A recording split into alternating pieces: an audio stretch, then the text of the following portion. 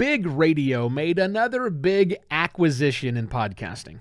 But what does iHeart's purchase of Triton mean to podcasters who aren't hosted on Omny? And how will this move shape podcasting's tomorrow? Hello and welcome to another Podcast Pontifications with me, Evo Terra.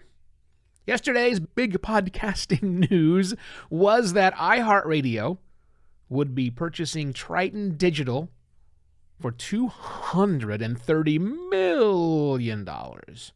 Because that's apparently what podcasting companies do this day, buy other companies. It's been that way for a couple of years now. Crazy.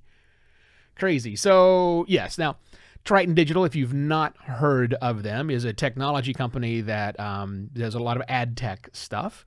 They purchased a company called Omni Studio out of Australia a few years back. And they're a big podcast hosting company, at least in the Southern Hemisphere, and a lot of people use them as well. I've used the platform and like it quite a bit. They being iHeart, bought them from Scripps, EW Scripps, who made a tidy sum on that particular purchase because they had purchased the company some years ago, and they made a nice little investment on there. Snarkily, yesterday I tweeted out that Scripps, by selling Triton, was now getting completely out of the podcasting business so they could focus just on television shows and a spelling bee. Anyhow, so what's this mean to podcasting? iHeart's bringing this big money, spreading it around, buying up this company called Omny that you might not even be hosted on. What's it mean to podcasting? Well,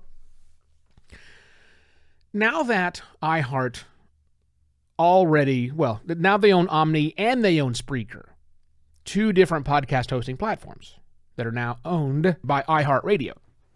But I don't think this is really a land grab for more hosting capabilities, as this is a play for better ad tech or acquisition around ad tech, podcast tech, and even audio tech. I think that's the play that we're seeing here. Because iHeart, as you know, or if you don't know, is the biggest radio conglomerate in the States. Like twice the size of the closest competition. They're big.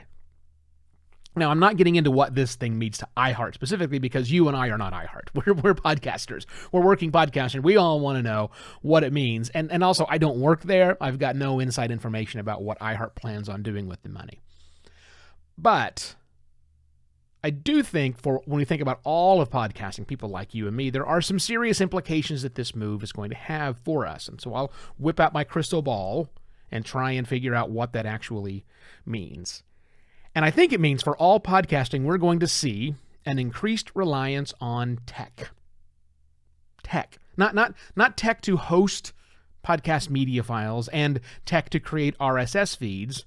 No, I mean the tech that lets podcasts, the episodes we produce, be much more dynamic, personalized, if you will, relevant to the person, if we can eventually get there, downloading the content.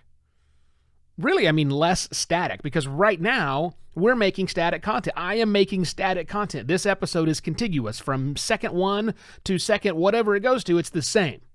You're going to hear it the same way I'm hearing it. Same way somebody else is going to hear it, no matter where they happen to be.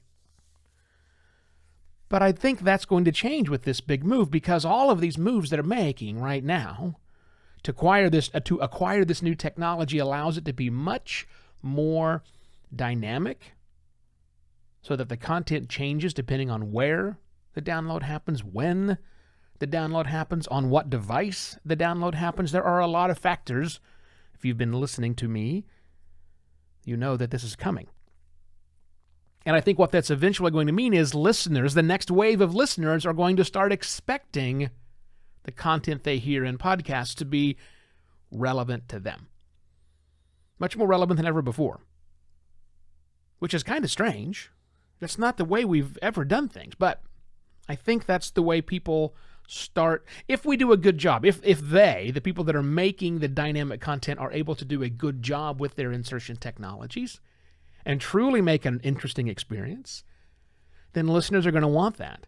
I think we'll see players and by that I mean the media players, either on a device or on a web page or wherever, I think we'll see them adapt to this more dynamic style of creation so that they can put forth new things in that player for people to see or to hear or to read.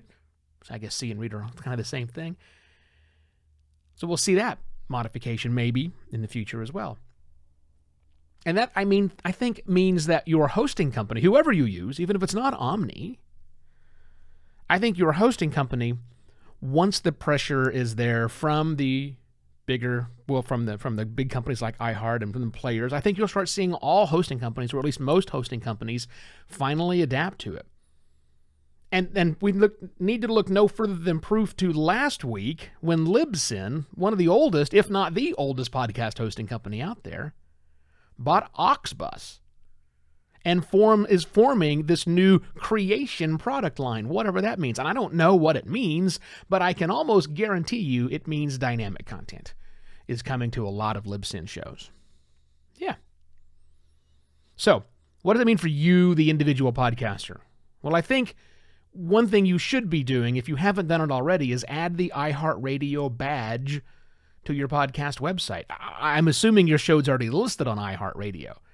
The reason that's going to become more important in the future, whether that's next week or next year, is now a few thousand podcasts are hosted by iHeartRadio, and they're using technology to dynamically insert ads and generate a little bit of revenue from them from a service that is also owned by iHeartRadio. Doesn't take a lot of assumption, a lot of magical thinking to say that some of those remnant ads, if they have available inventory, might be running house ads for iHeartRadio, which means more people will be exposed to the fact that iHeartRadio has podcasts on them. So when someone comes to your website who's not a listener of podcasts, they see an iHeart button beginning, oh, well, maybe I should listen with that particular device. So add it up there. Now, that last bit is something I think you should share with your podcasting compadres, your friends in the podcasting space you interface with. Tell them this is one more thing you learned on Podcast Pontifications that they don't know because they're not yet listening. Maybe get them to listen would be awesome. And if you like the content that I just shared with you today, please go to buymeacoffee.com/evoterra and, well, buy me a virtual coffee. That's what it's there for. Enjoy the rest of your Thursday. No episodes from me on Friday. You can join me on the Clubhouse. We will be talking, podcast pontificating over on Clubhouse on Friday if you like. There shall be details in the episode notes. But I shall be back on Monday with yet another podcast, Pontifications. Cheers.